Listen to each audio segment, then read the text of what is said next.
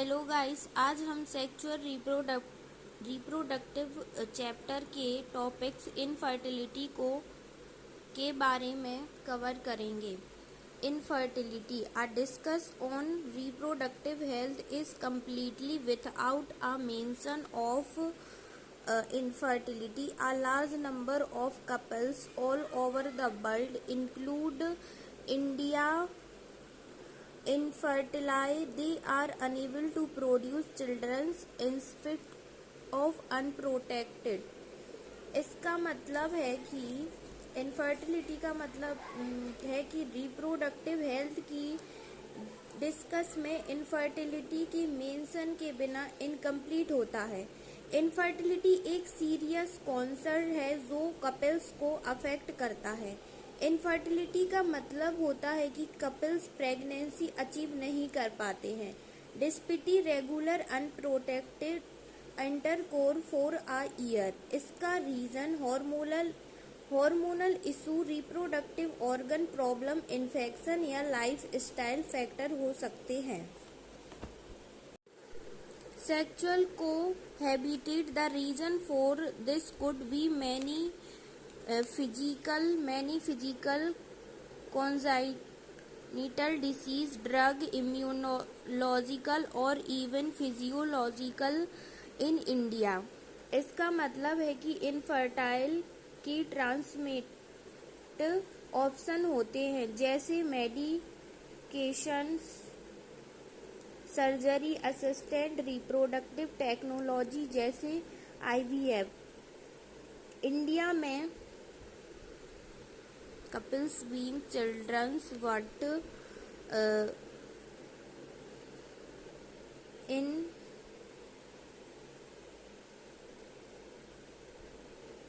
India after the female is blamed for couples being childless, but more often than not the problem lie in the male partner. Specialized health care unit, infertility clinic etc. Couples है जो infertility है मतलब वो बच्चों को produce नहीं कर पाते हैं डिस्पिट अनप्रोटेक्टिव सेक्सुअल कोहैबिटेशन। इनफर्टिलिटी एक कॉमन इशू है जो किसी भी कपल्स को अफेक्ट कर सकता है। मेडिकल हेल्प और सपोर्ट से ट्रीटमेंट ऑप्शन अवेलेबल होते हैं जो कपल्स को पेरेंटहुड में हेल्प कर सकते हैं। इसका रीजन कई हो सकते हैं, physical congenital disease, psychological reason, immunological या फिर psychological reason. Through medical evaluation और टेस्ट की ज़रूरत होती है। भारत में अक्सर फीमेल को ब्लेम किया जाता है अगर कपल्स को बच्चे में प्रॉब्लम होती है, लेकिन ज़्यादातर ये इशू मेल पार्टनर में होते हैं और फीमेल को बिन मतलब में ही ब्लेम किया जाता है। प्रॉब्लम्स होती है मेल्स पार्टनर में। Infertility specialized health care unit, infertility clinic could help in diagnosis and corrective treatment of some of disorder and enable these couples to have children. इसका मतलब है कि इनफर्टिलिटी को रीजन मेल या female partner में हो सकता है, इसलिए दोनों पार्टनर को इक्वल इम्पोर्टेंस दी जानी चाहिए। स्पेशलाइज्ड हेल्थ केयर यूनिट जैसे इनफर्टिलिटी क्लिनिक हेल्प करते हैं डायग्नोसिस और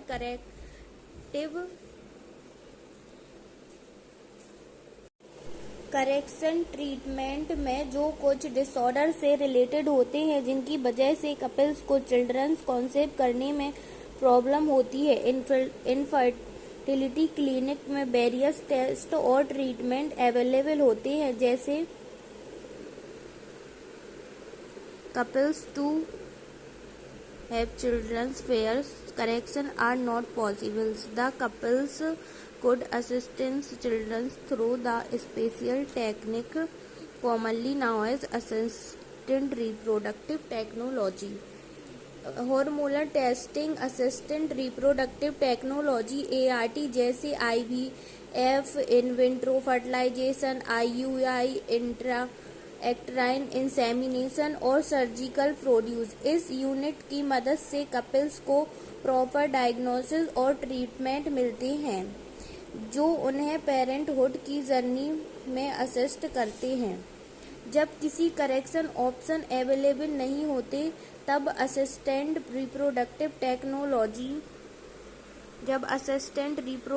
टेक्नोलॉजी ART जैसे कुछ खास टेक्निक से कपल्स की हेल्प की जाती है। Childrens these technique include in vitro fertilisation,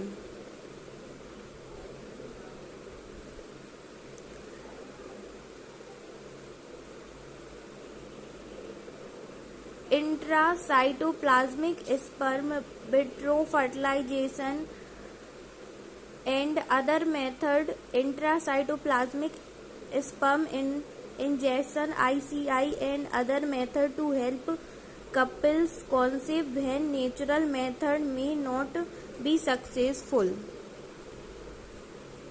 outside of the body in vitro fertilization. In vitro fertilization का मतलब है कि इन विट्रो फर्टिलाइजेशन IVF में फर्टिलाइजेशन बॉडी के बाहर होता है। आउटसाइड ऑफ द बॉडी के बाहर होता है, जैसे बॉडी के अंदर होता है, बॉडी के बाहर होता है। Almost similar condition as that in body में जैसे बॉडी के अंदर होता है। फिर इसके बाद embryo transfer ET is one of such method. Embryo transfer होता है where the fertilized egg is transferred back into the uterus to stabilize a pregnancy. In method popular now as test tube baby program. ये एक effective method है जो couples को help करता है conception. ये एक मेथड है जो कपल्स को हेल्प करता है कॉन्सेप्शन में जब नेचुरल मेथड काम नहीं करते। इस मेथड में जो popularly test tube baby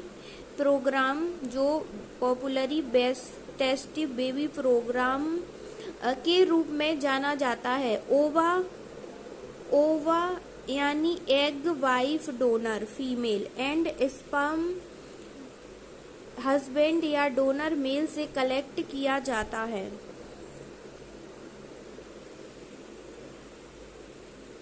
sperm of the husband donor male collect किया जाता है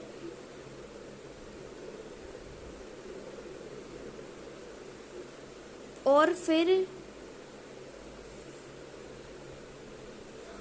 फिर लेबोरेटरी में स्टिमुलेट कंडीशन में जाइगोट बनाने के लिए इंड्यूस किया जाता है। ये प्रोसेस स्टिमुलेट कंडीशन लेबोरेटरी में जाइगोट बनाने के लिए इंड्यूस किया जाता है। ये process in vitro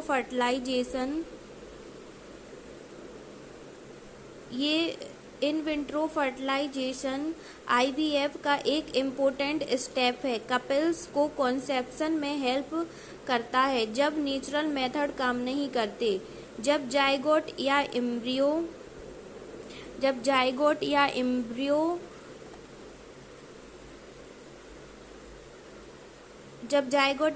yearly with up to 8 blastomere बन जाता है तो ये फ्लोपियन ट्यूब में ट्रांसफर्ड किया जाता है। GIFT zygote intrafallopian tube transfer and embryo with more than 8 blastomere. और अगर एम्ब्रियो में 8 ब्लास्टोमर्स से ज़्यादा है तो ये यूट्राइन में ट्रांसफ़र किया जाता है IUT, इंट्रा यूट्राइन ट्रांसफ़र, जहाँ पर उसको फर्दर डेवलपमेंट कंप्लीट होता है। ये टेक्निक हेल्प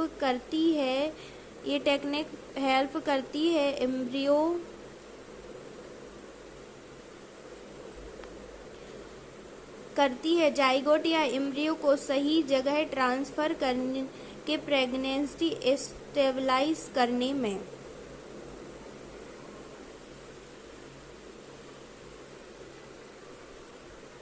ये एम्ब्रियो भी ट्रांसफ़र किया जा सकता है। इन वीवो फर्टिलाइजेशन में गैमीट फीमेल के अंदर ही फ्यूज होकर एम्ब्रियो बनाता है और ये एम्ब्रियो भी ट्रांसफ़र किया जा सकता है to help those female who can not conceive naturally. इस प्रोसेस में भी एम्ब्रियो ट्रांसफ़र किया जा सकता है to help those male who can not conceive naturally.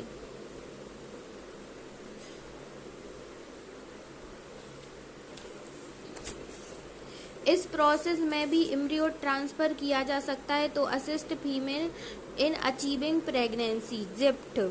GIFT gamete intrafallopian transfer of another female who cannot produce one but can provide suitable environment for fertilization and further development is another method adapted। इसका मतलब है कि gamete इंट्राफ्लोपियन transfer एक और method है जिसमें एक donor से कलेक्ट की गई ओवम को दूसरी फीमेल के फ्लोपियन ट्यूब में ट्रांसफ़र किया जाता है। ये टेक्निक उन फीमेल की हेल्प करती हैं जो खुद ओवम प्रोड्यूस नहीं कर सकती लेकिन उनके पास सूटेबल एनवायरनमेंट है फर्टिलाइजेशन और फर्दर डेवलपमेंट के लिए। इस तरह से जिप्ट मेथड भी असिस्ट रिप्रोडक्टिव टेक्निक में एक इम्पोर्टेंट ऑप्शन है जो इनफर्टिलिटी केसेस में यूज किया जा सकता है। Further development is another method intracytoplasmic sperm injection ICSI is another specialized produce to form a embryo in the laboratory in which a sperm is directly injected in the ovum.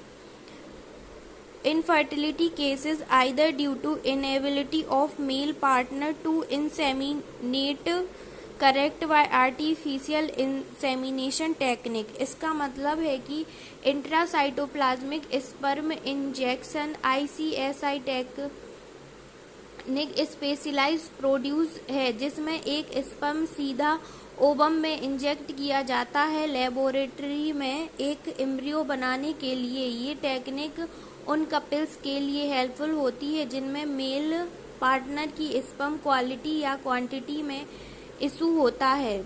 ICSI का through fertilisation process को assist किया जाता है और embryo develop होने में मदद मिलती है।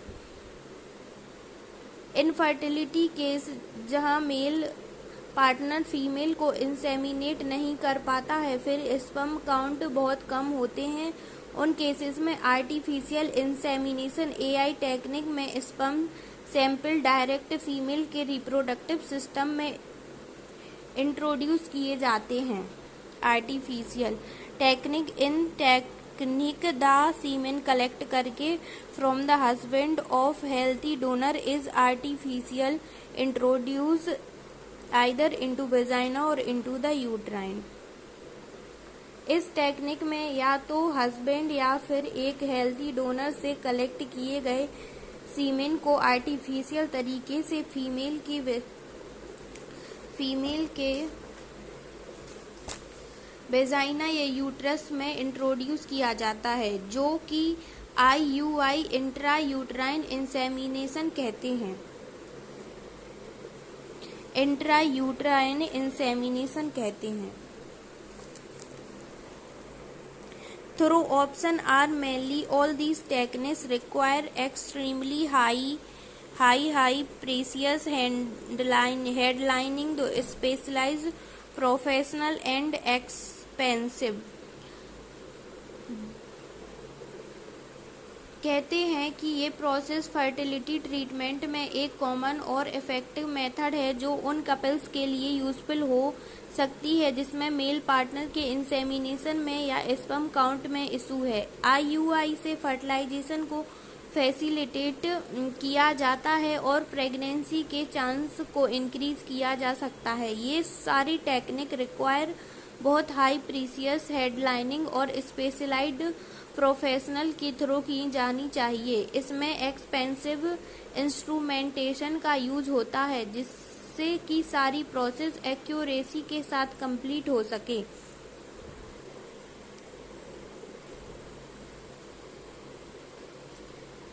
स्पेशलाइज्ड प्रोफेशनल, इस फैसिलिटी की अवेलेबिलिटी अभी सिर्फ कुछ ही सेंटर्स में है। देश में ये स्पेशलाइज्ड टेक्निक्स और इक्विपमेंट रिक्वायर करते हैं सिर्फ कुछ सिलेक्टिव सेंटर में उपलब्ध होते हैं, इसलिए इंडिविजुअल को प्रॉपर रिसर्च करना चाहिए और